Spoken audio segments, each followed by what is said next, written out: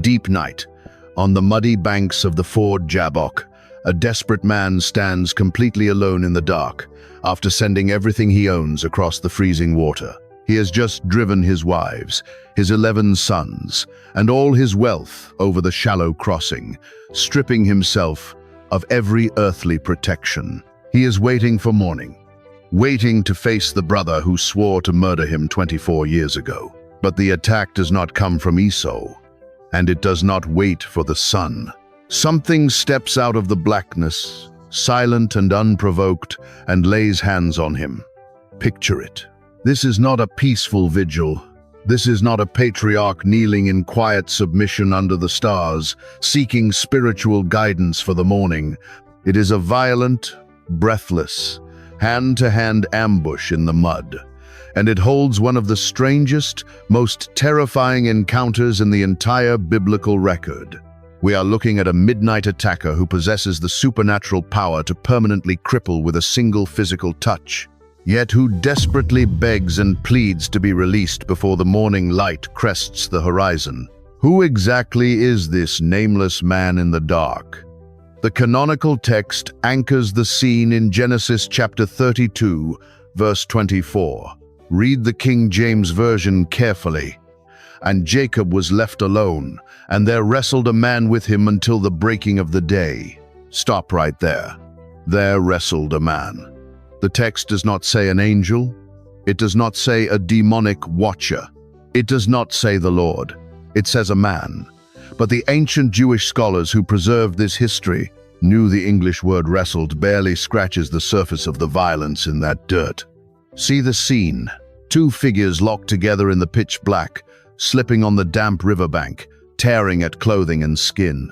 We have to look to the ancient Aramaic translations, specifically Targum Pseudo-Jonathan, an ancient Jewish commentary and translation of the Torah, to understand the sheer physical terror of this assault. The Targum tells us the struggle was so fierce that the dust from their feet did not just settle on the river stones. It kicked up so violently that it ascended all the way to the throne of God. I hold this as their telling, not as proven fact. But it reveals how ancient Israel viewed this night. Reading, not inventing. This was unvarnished combat. Jacob is fighting for his life, believing perhaps that Esau's assassins have arrived early, catching him separated from his camp. The man wrestling him does not speak.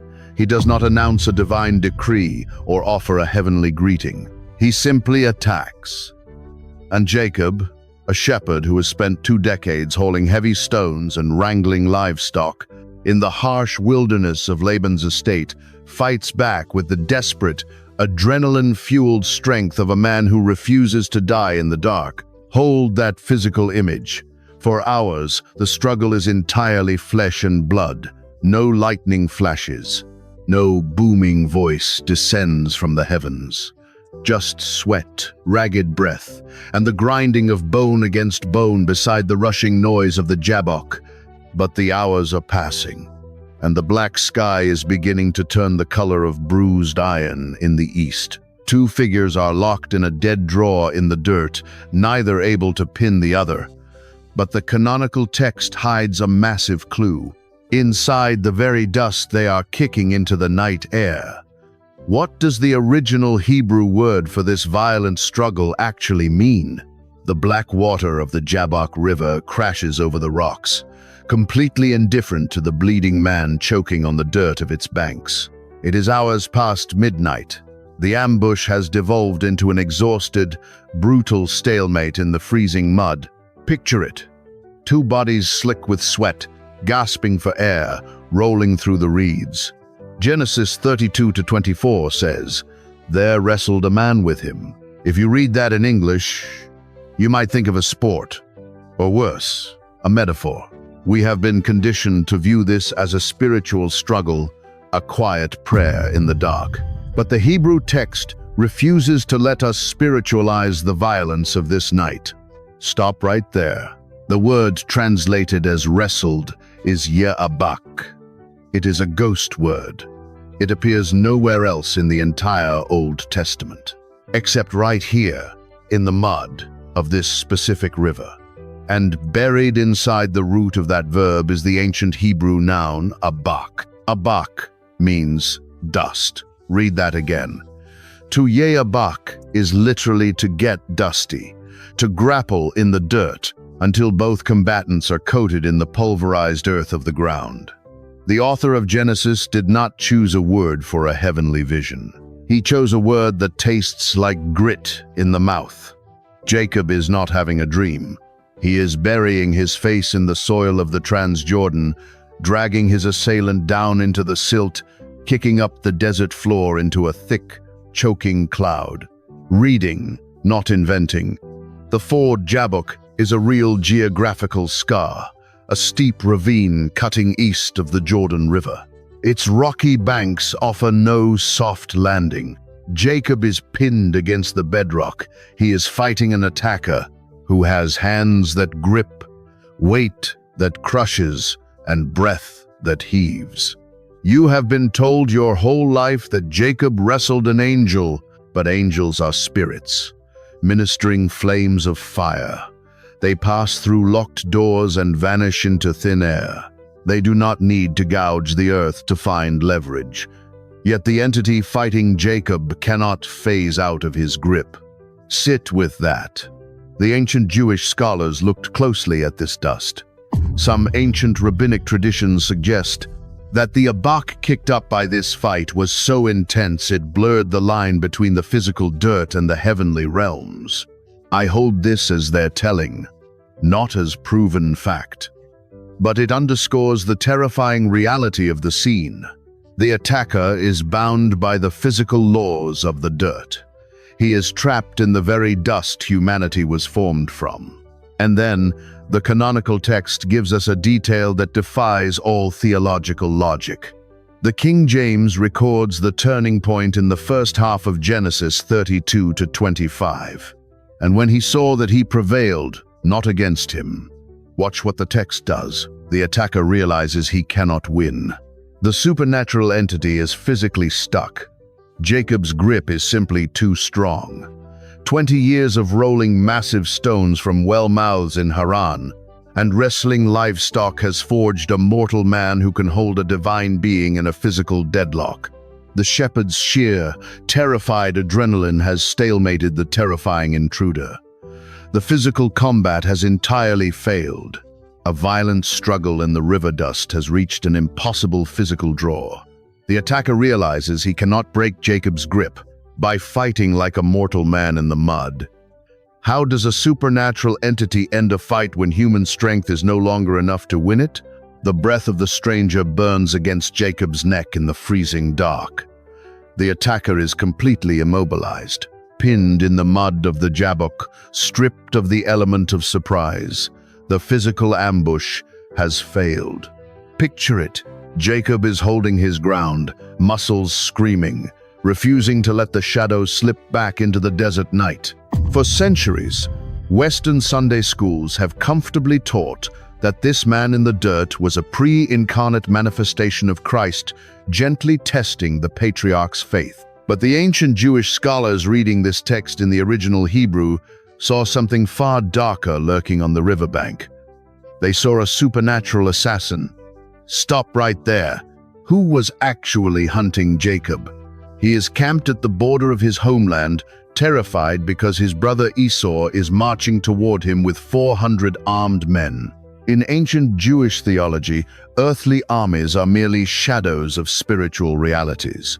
The book of Daniel later pulls back this exact curtain, revealing that earthly nations have terrifying angelic princes fighting for them in the unseen heavens. Ancient rabbinic tradition, echoing through the commentaries and the Targums, names the entity in the mud not as the creator, but as Samael, the patron angel of Esau. I offer it as that, one tradition's record. But look at how it changes the night. The guardian spirit of his murderous brother has crossed the dimensional veil to kill Jacob before the sun comes up. Esau's angel has come to execute the curse, to snap the bloodline before the nation of Israel can even take a single breath. Same desert, same name. If Jacob dies here, choking on the dust of the Jabbok. Esau inherits everything. The covenant given to Abraham dies on these muddy rocks. That is the violent stake of this combat.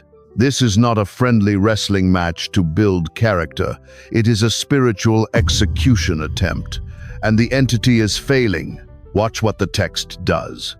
The attacker realizes human strength is not enough to break the patriarch's terrified, adrenaline-fueled grip.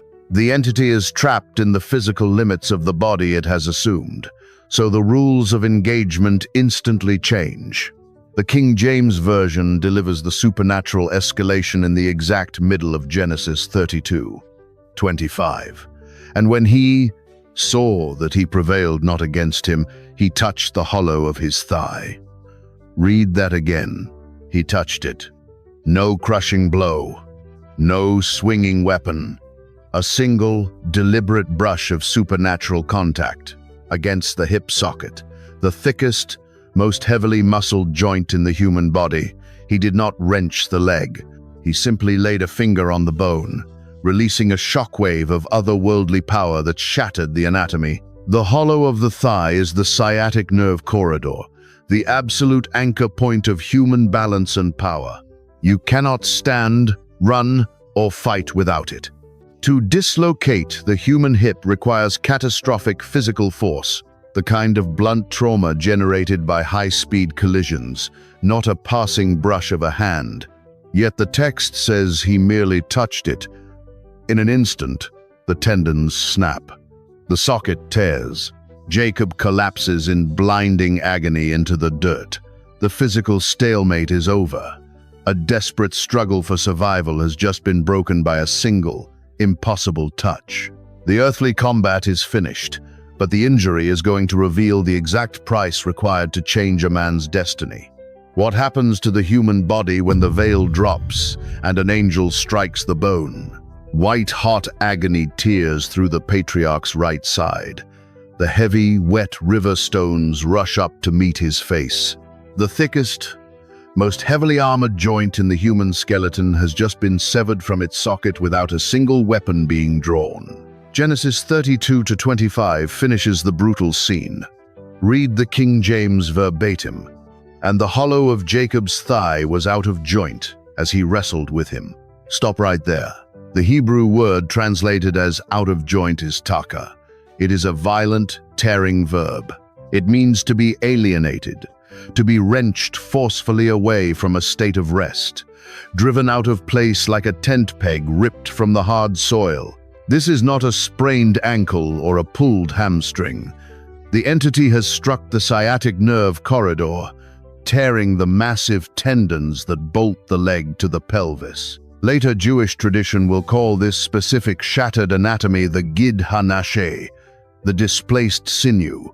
For thousands of years, an entire nation will refuse to eat this part of any animal, entirely because of the horrific memory of the bone that snapped in the dirt of the Jabbok.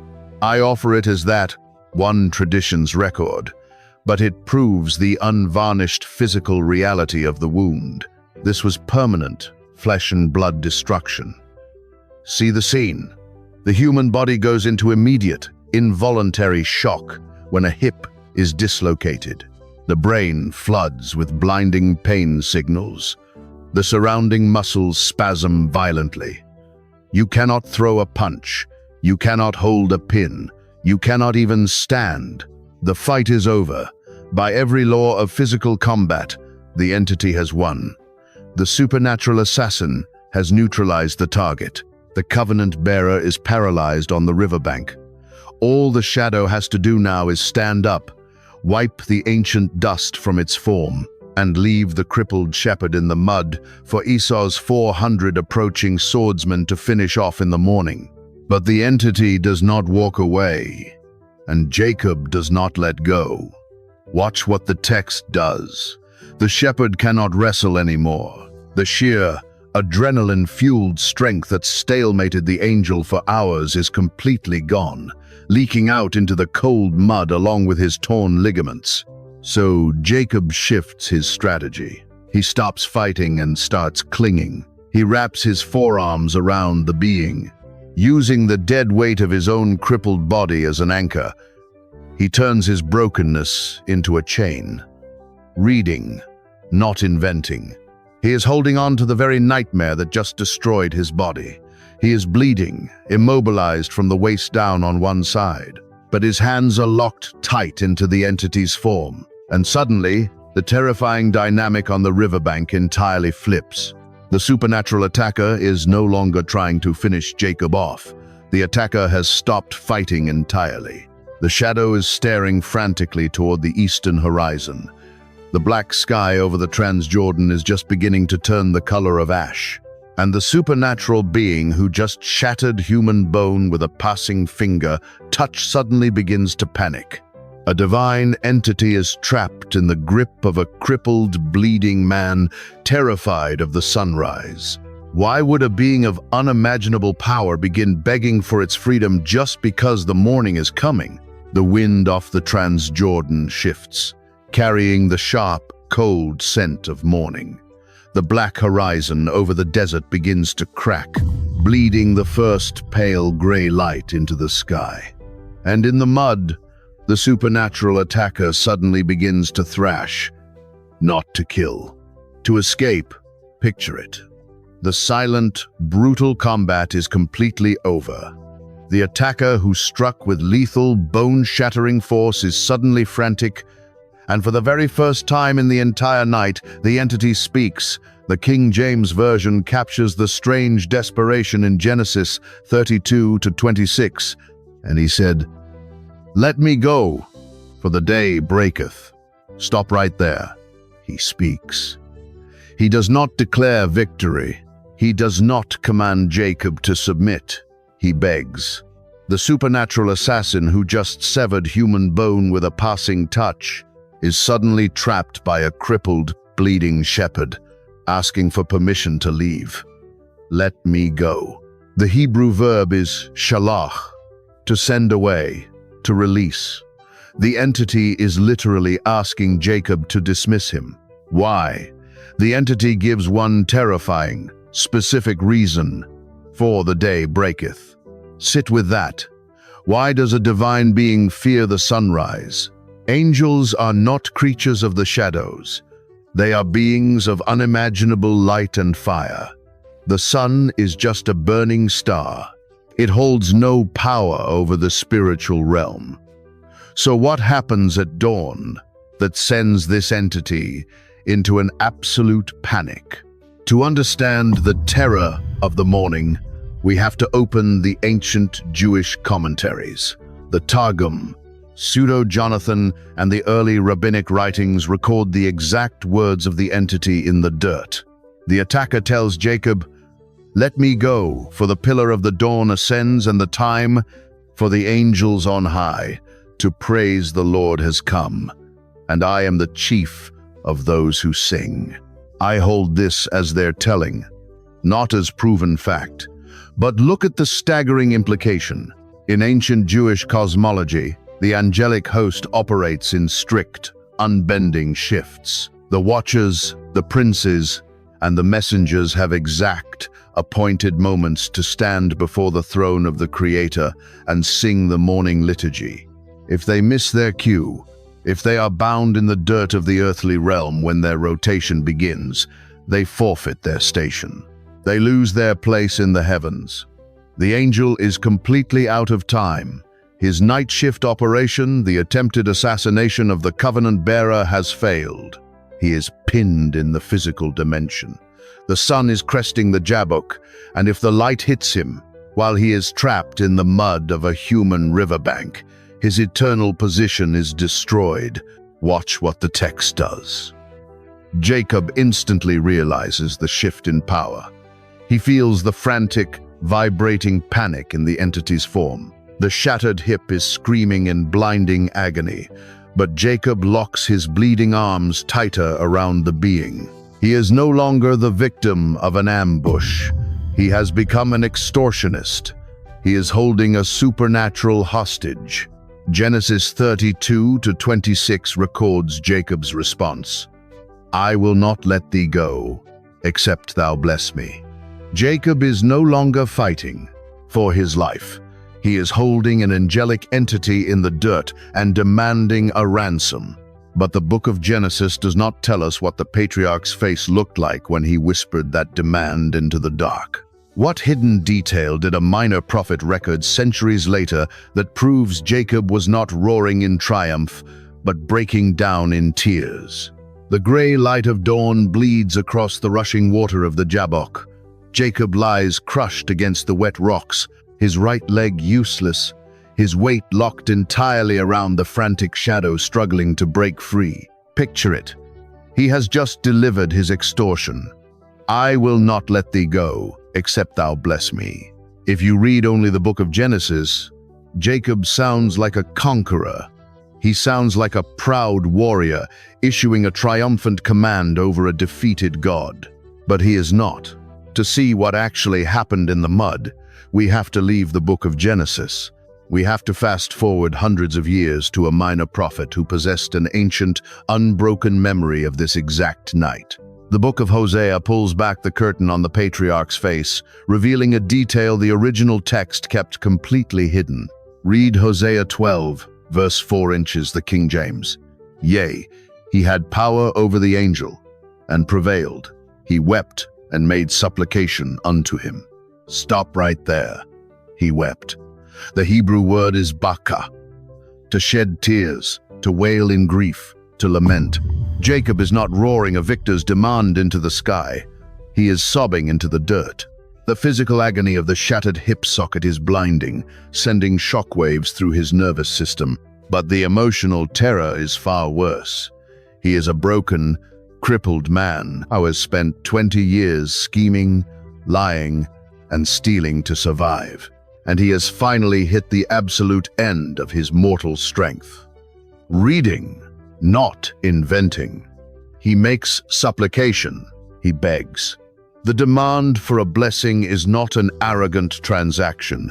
It is the desperate plea of a man who knows that if this being leaves him unhealed, unblessed, and unpardoned, Esau will slaughter his entire family in the morning. Jacob is clinging to the nightmare that just destroyed his body because the attacker is now the only thing left in the universe that can save him. Hold that physical image. The angel is panicking. The sun is cresting the eastern ridge of the Transjordan. The deadline for the heavenly liturgy is expiring, and the entity realizes the shattered man weeping into his chest will literally let himself be dragged into the daylight before he releases his grip. The physical chain of a broken man's weight is unbreakable. The ransom must be paid. Watch what the text does. The blessing the angel is about to give is not a magical incantation. It is not a quiet prayer whispered over a bowed head. To grant the blessing, the supernatural entity must first surgically dismantle the patriarch's entire history. The shadow stops struggling, looks down at the sobbing, crippled man holding him hostage in the dust, and asks a single, devastating question. A desperate demand for salvation has just been met with a terrifying interrogation. The angel is ready to pay the ransom, but he must first force the patriarch to confess the one thing he has hidden for decades. What name does a deceiver give when heaven demands to know exactly who he is? The first rays of sunlight strike the rushing water of the Jabbok, illuminating the blood and dust on the riverbank. The angel ceases all struggling in the grip of the weeping patriarch. The ransom for freedom has been demanded, but before the blessing can be given, the shadow requires a confession. Genesis 32-27 records the interrogation in the dirt. Read the King James verbatim. And he said unto him, What is thy name? And he said, Jacob. Stop right there. Why does a supernatural being, sent from the unseen realm to intercept this exact man at this exact river crossing, need to ask his name? The entity already knows exactly who is bleeding into the mud, but the question is not a request for identification. It is a demand for a confession. Read the name again. Yaakov, the heel catcher, the supplanter, the deceiver. 24 years ago, Jacob stood in a darkened tent, wearing goatskins on his arms, and his blind father Isaac asked him a nearly identical question. "Who art thou, my son?" And in that tent, the patriarch lied. He said, "I am Esau, thy firstborn." He stole the blessing with a stolen name.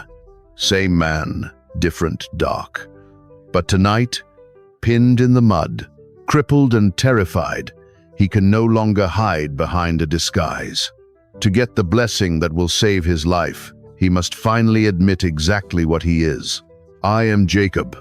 I am the liar. I am the thief." Watch what the text does. The moment the confession leaves his lips, the entity strips the identity away completely. Genesis 32-28 changes the course of biblical history. And he said, "Thy name shall be called no more Jacob, but Israel. For as a prince hast thou power with God and with men, and hast prevailed." Yisrael. He strives with God. The name of the deceiver is buried forever in the dust of the Transjordan. Replaced by the name of a man who goes hand to hand with the divine and survives, the ransom is paid. The blessing is secured. But Jacob pushes the transaction one step further. He has just surrendered his own name. Now he wants the name of the shadow. Genesis 32-29 reads, "And Jacob asked him, and said, Tell me, I pray thee, thy name. And he said, Wherefore is it that thou dost ask after my name? And he blessed him there." The entity refuses. Sit with that. The angel gives the blessing, but completely withholds his own identity. Why guard a name so fiercely? First Enoch, an ancient Jewish writing preserved whole in the Ethiopian Bible, records the terrifying power of hidden names in the spiritual realm. In the Enochian tradition, knowing the secret name of a supernatural being grants the speaker the power to bind, command, or summon that entity. I hold this as their telling, not as proven fact. But it perfectly explains the shadow's refusal. The angel is conceding the wrestling match, but he will not hand the mortal the keys to command him. Reading, not inventing. The supernatural being pays the toll, speaks the blessing, and instantly vanishes before the full light of the sun can pin him to the earth. The night is over. The dust settles on the river stones. The patriarch is entirely alone again. He has a new name, a divine blessing, and the absolute assurance that he will survive his brother. But as the adrenaline fades, and he tries to stand up in the mud to cross the river, the permanent cost of the night finally registers in his flesh. The sun breaks violently over the eastern ridge of the Transjordan. The shadows retreat from the rushing water of the Jabbok. Jacob is completely alone on the riverbank, just as he was when the sun went down. Picture it. He grips the wet bedrock and pulls himself up from the pulverized dirt. But the body that rises from the mud is not the body that went down into it. The adrenaline has evaporated, and the catastrophic damage to the right hip socket locks into reality. He cannot walk. Genesis 32-31 records the morning light. Read the King James verbatim. "And as he passed over Penuel, the sun rose upon him, and he halted upon his thigh." Stop right there. He halted. He limped. The Hebrew word is tsala, to lean to one side, to be visibly asymmetric, dragging a dead weight. The patriarch is dragging the shattered leg through the shallow water of the crossing. He is walking into the camp of his wives and children as a permanently disabled man. See the scene? For 20 years, Jacob survived by his speed, his cunning, and his physical strength. He outran Esau. He outmaneuvered Laban. Now, he will never run again. But this crippling injury is not the mark of defeat. It is a royal seal. It is the physical, flesh and blood receipt for the name Israel. The shattered bone proves that the blessing was not a dream, not a vision, and not a metaphor. The shadow in the dirt was real. The canonical text seals this physical reality in the very next verse. Genesis 32:32 declares, "Therefore the children of Israel eat not of the sinew which shrank, which is upon the hollow of the thigh, unto this day." An entire nation alters its diet for thousands of years, entirely because of the horrific memory of the bone that snapped in the dark. The physical wound became the generational proof of the supernatural transaction. Who exactly did he hold hostage in the mud? We looked at the Targums and the ancient belief that the entity was Samael, the patron angel of his murderous brother, trapped by the sunrise. I hold this as one reading, not the final word. Was it the angelic prince of Esau? Was it a watcher? Was it the pre-incarnate creator stepping into the dust to force a confession before the covenant could continue? We have the new name of the patriarch, but the angel withheld his own. The text gives us the shattered bone and the changed destiny. But the desert is still holding the rest. Go back now to the freezing riverbank where this script began. A desperate man standing alone, in the pitch black, stripped of his earthly wealth, waiting for the brother who swore to kill him.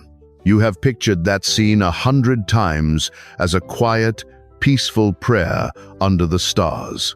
But today, you know what the dust of the Jabbok actually means. You know the terror of the dawn. You know the exact, bone-breaking price of the blessing. If you made it to the sunrise, comment the word "watched" below. Subscribe to this channel so you never miss a forgotten text, and send this video to one person who loves biblical mysteries but has never heard the truth about the hollow of the thigh. The sun is up, but the limp remains forever.